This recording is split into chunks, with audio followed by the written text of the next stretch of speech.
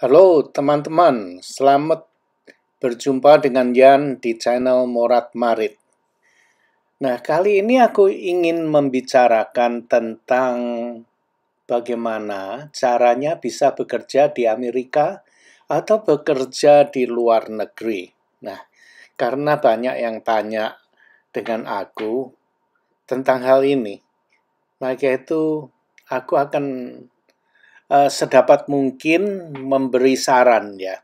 Tapi terus terang aja, saran dari aku mungkin sangat sulit untuk ditelan ya. Soalnya aku akan menceritakan apa adanya. Juga aku akan memberi keterangan yang benar, bukan yang keterangan yang tidak benar. Karena aku sendiri tidak mau melanggar hukum gitu loh. Jadi aku ingin memberi keterangan yang benar, mengarahkan ke arah yang benar, agar nantinya di buntutnya itu nggak ruwet gitu loh. Jadi agar nanti di belakang hari tidak akan menemui kesulitan. Jadi lebih baik kita lakukan dengan jalan yang benar, kira-kira begitu. Oke. Aku sering dituduh dengan kenalan saya atau ada family gitu ya. Mereka mengatakan, aku ini sombong, tidak mau membantu, nggak niat atau segala macam lah. Karena apa yang aku katakan adalah hal yang sebenarnya. Aku tidak membesar-besarkan, tidak mau janji-janji keramat.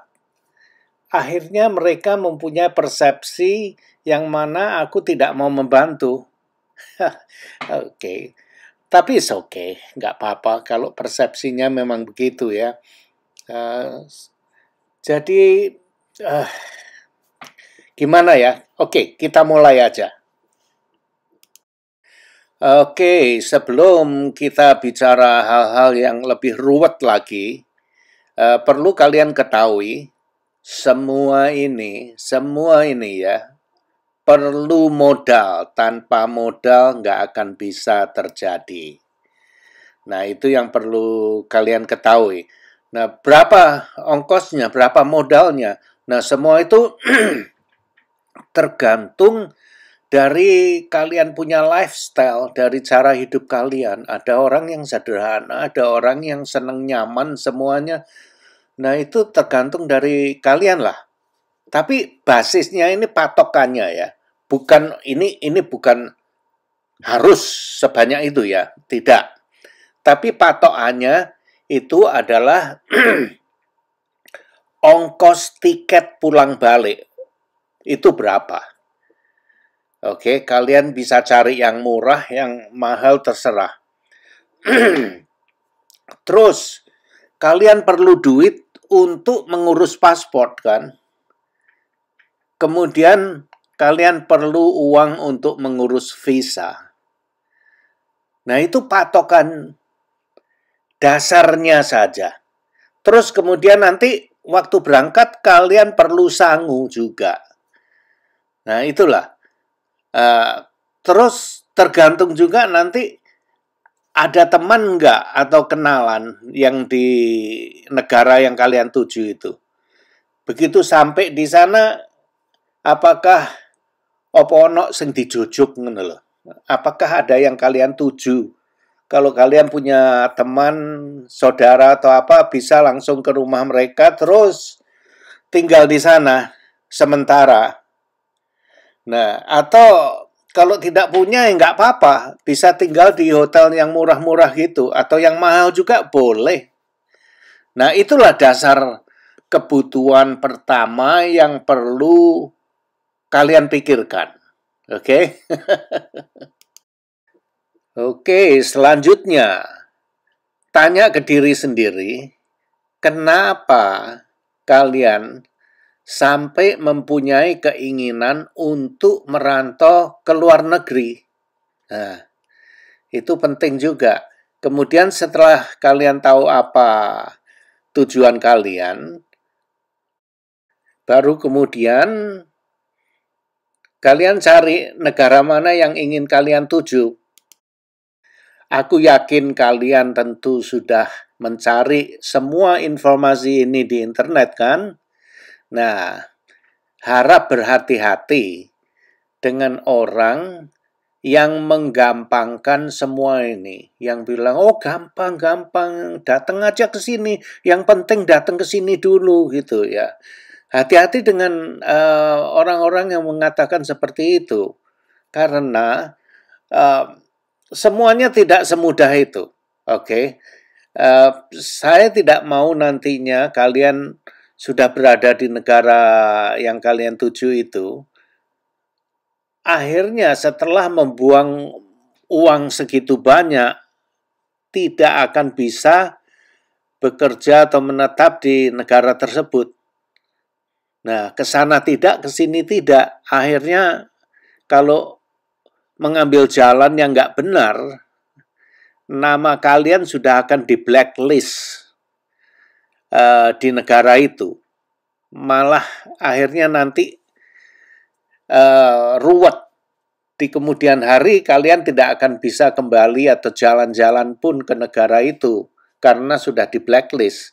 Jadi hati-hati dengan orang yang seperti itu ya. Kalau ini menurut aku lebih baik dari awal kerjakan dengan jalan yang benar, agar nanti di kemudian hari kalian tidak akan menemui kesulitan. Ada video yang pernah aku lihat dari beberapa YouTuber berasal dari Indonesia yang ada di Amerika sini. Ada yang tanya, oh Pak, bagaimana caranya agar saya bisa datang dan bekerja di Amerika gitu.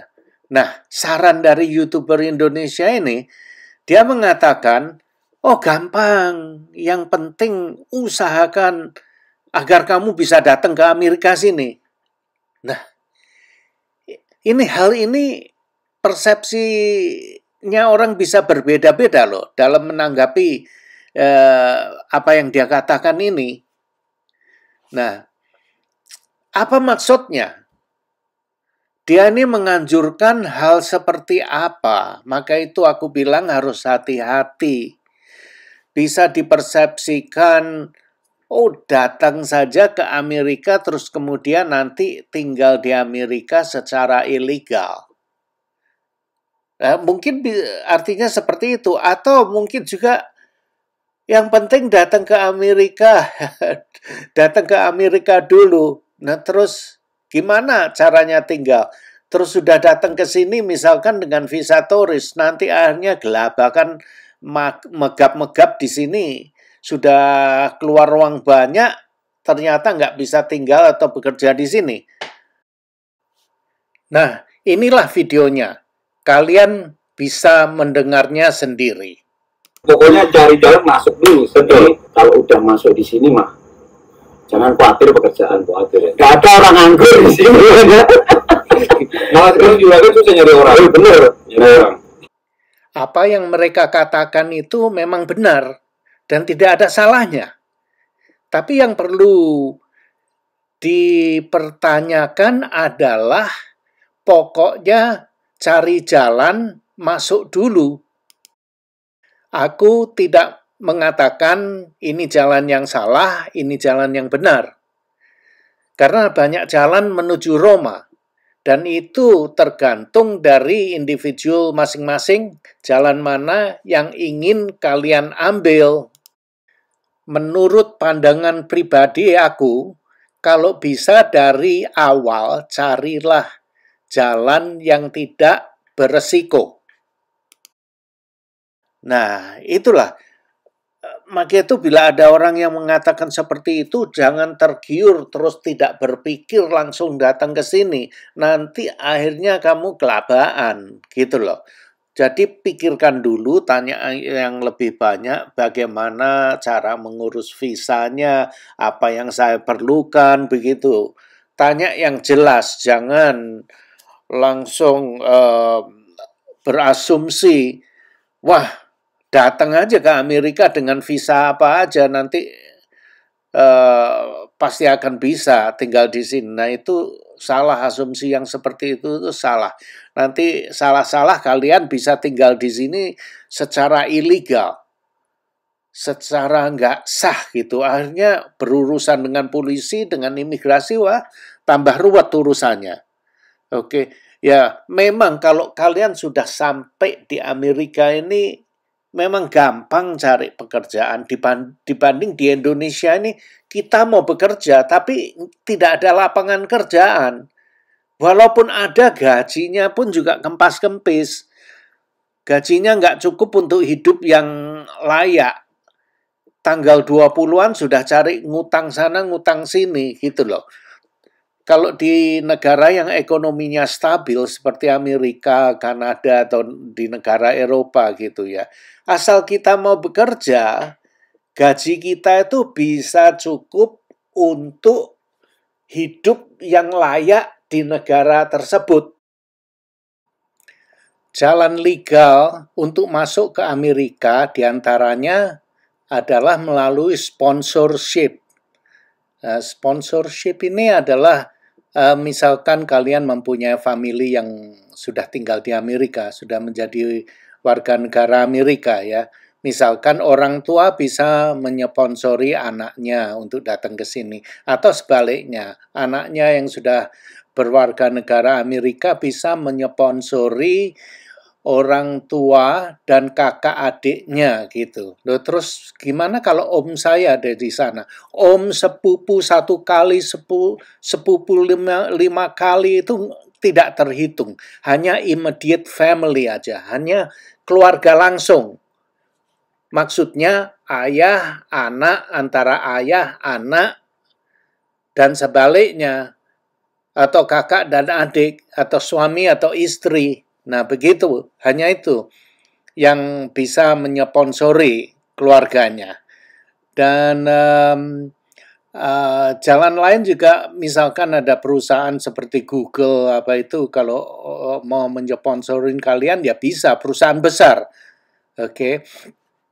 Nah, ada jalan lagi, melalui sekolah. Kalau kalian kuliah di sini, setelah berapa tahun begitu kalian bisa bekerja part-time begitu.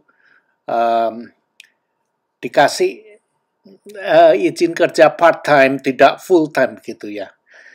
Terus kemudian bila kalian sudah lulus, maka setelah kalian lulus sekolah itu, biasanya diberi kesempatan 1 tahun untuk bekerja di sini. Setelah kalian 1 tahun bekerja di sini, seandainya perusahaan di mana kalian kerja itu mau menyponsorin Anda lagi, misalkan mau memperpanjang visanya, itu bisa. Dan kalau dia senang dengan kalian, dia bisa perpanjang lagi visanya. Setelah 3 tahun kalian bekerja di sini, kalian bisa mengajukan untuk permanent resident visa. Itu artinya visa untuk tinggal dan bekerja di sini. Dan setelah 5 tahun kemudian kalian bisa mengajukan kewarganegaraan Amerika. Nah, begitulah kira-kira. Masih ada banyak lagi ya. Tapi itu diantaranya ya seperti itu. Atau misalkan kalian punya duit banyak, mau investasi uang kalian diinvestkan di Amerika untuk buka perusahaan, itu pun bisa dapat visa. Namanya business visa begitu. Nah, menurut aku untuk ke Amerika ini sangat sulit sekali karena orang dari seluruh dunia mau datang ke Amerika. Sulit sekali. Gaji memang besar di sini kalau bisa bekerja di sini ya. Nah, menurut aku yang paling mudah, lebih mudah, bukan paling mudah ya. Yang lebih mudah adalah ke Kanada, gitu. Nah, Kalau mau dibandingkan antara Amerika dengan Kanada, Kanada jauh lebih gampang di sana. Misalkan kalian mau sekolah, misalkan suami istri mau datang ke sini, bisa. Tapi suaminya yang sekolah ya. Misalkan ini peraturan di Kanada loh ya. Misalkan suaminya sekolah di Kanada, dia bisa membawa anak dan istrinya juga.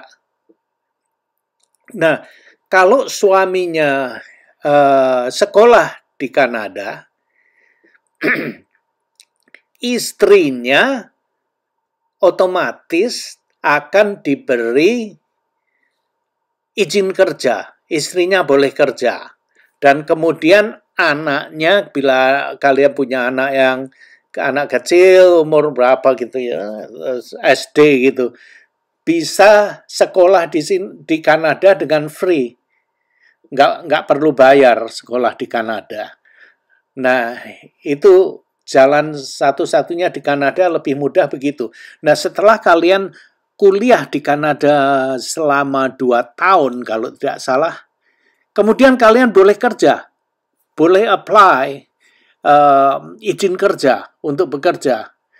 Setelah 3 tahun kalian bisa apply permanent resident visa untuk visa menetap di Kanada serta bekerja di Kanada. Kemudian setelah 5 tahun kalian bisa apply untuk mengajukan surat menjadi warga negara Kanada. Ya, di Kanada lebih mudah karena apa ya? Kanada itu negaranya luas sekali, sedangkan penduduknya sedikit, maka itu masih terbuka bagi orang-orang yang ada di dunia lain begitu. Ada satu macam visa lagi yang bisa didapatkan di Kanada. Misalkan kehidupan kalian terancam di negara kalian sendiri. Misalkan ya, kalian didiskriminasikan, kalian minoritas di negara kalian, kemudian diperlakukan yang tidak selayaknya dan mengancam kehidupan kalian. Atau misalkan seorang LGBT, misalkan orang lesbian atau orang yang homoseksual atau banci, bencong, bila kehidupan Anda terancam dan hidup di negara kalian sendiri tidak merasa aman, kalian bisa datang ke Kanada untuk meminta visa refugee visa. Kalian bisa minta perlindungan di Kanada. Itu bisa jadi. Caranya gimana? Aku akan tinggalkan link di bawah ini ya. Kalian bisa menghubungi pengacara yang khusus untuk mengurus hal-hal tentang imigrasi. Nah, ini perusahaan ini sangat beken sekali untuk membantu para imigran yang datang dari luar Kanada. Linknya akan aku kasih di bawah ini. Check it out, oke? Kalian bisa cek ke sana. Dan kalau ke Amerika lebih sulit, aku rasa ya.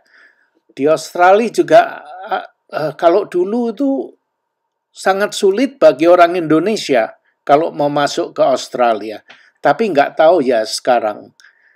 Mungkin sudah peraturannya berubah atau bagaimana.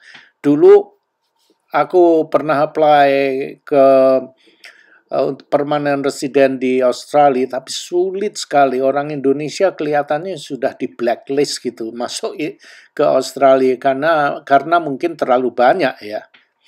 Dan di Amerika ya orang Indonesia sudah banyak dan ada kejadian-kejadian yang Gimana ya, waktu lagi gencar-gencarnya urusan teroris itu ya, ada satu atau dua orang Indonesia yang terlibat dengan kegiatan teroris itu ketangkep. Akhirnya nama orang Indonesia di sini juga agak jelek, apalagi ya. Tapi sekarang sudah nggak apa-apa, mending gitu ya. Cuman bukan untuk orang Indonesia aja. Kalau ke Amerika ini sangat sulit mendapatkan visa kerja atau permanent resident itu sangat sangat sulit sekali. Karena apa ya? Orang dari seluruh dunia masih mau berbondong-bondong masuk ke Amerika, mau pindah ke Amerika gitu. Maka itu sangat sulit sekali. Tapi di Kanada masih terbuka. Kalau kalian mau mencobanya, ya silahkan coba. Linknya ada di bawah ini. Juga aku akan cantumkan link dari YouTuber atau vlogger dari orang-orang Indonesia yang ada di Amerika sini, seperti yang video klipnya aku cantumkan di video aku ini, linknya ada semua di bawah ini. Kalian ceklah, oke? Semoga kalian bisa mencapai keinginan kalian. Kalau kalian ingin bekerja di luar negeri, semoga saja kalian mendapat jalan ya. Banyak jalan untuk kerja di luar negeri sih ya. Setahu aku juga banyak orang-orang Indonesia itu yang bekerja di negara-negara Asia itu. Juga banyak yang bekerja di Saudi Arabia, tapi kalau di Saudi Arabia itu sadis sekali. Aku tidak bisa mengatakan ya, terserah kalian ya. Ada orang yang ingin kerja di Saudi Arabia sekalian mau naik haji, ya God bless you ya, terserah ya. Juga banyak orang-orang Indonesia yang bekerja di Hong Kong, orang-orang yang gimana ya, aku nggak mau bicara, mungkin kalau aku bicara dengan bahasa aku mungkin dikira nanti menghina gitu ya. Bukan, sebetulnya aku tidak tahu bahasa barunya tuh apa. Bahasa yang dulu aku pakai di Indonesia itu, kalau aku pakai sekarang ini kelihatannya menghina gitu loh. Jadi serba salah. Bahasa sekarangnya apa, aku kurang begitu jelas. Maka itu aku kalau mau mengatakan itu nanti salah lah. Dikira menghina gitu. Enggak. Padahal ya tidak ya. Oh ya itu loh, orang apa itu bekerja membantu pembantu di rumah tangga begitu ya. Banyak yang bekerja di Hong Kong, di Taiwan, itu banyak sekali di Singapura gitu. Terus banyak sekali yang laki-lakinya bekerja di Jepang, di Korea. Nah, mereka itu ya berpendidikan juga loh. Yang aku pernah lihat di video di YouTube itu banyak, bukan banyak ya, ada lulusan ITB, insinyur ya, yang bekerja di Korea karena mereka tidak bisa mendapatkan pekerjaan di Indonesia. Jadi kalian bisa lihat sendirilah videonya, lihat aja di YouTube. Jadi insinyur Indonesia ini bekerja di pabrik-pabrik di Korea atau di Jepang atau di Taiwan begitu. Sekarang ini juga banyak yang ke China juga, itu banyak juga. Oh sorry, bukan menghina ya. Pekerjaan apa saja tuh halal ya. Oke. Sampai di sini dulu video aku kali ini. Semoga video ini ada manfaatnya dan bisa membantu. Sampai jumpa di lain kesempatan. Jangan lupa like, subscribe, dan tinggalkan komen. Kalau kalian mau mengkritik aku, silahkan. Oke, goodbye. Sampai jumpa di lain kesempatan mendatang. Bye-bye.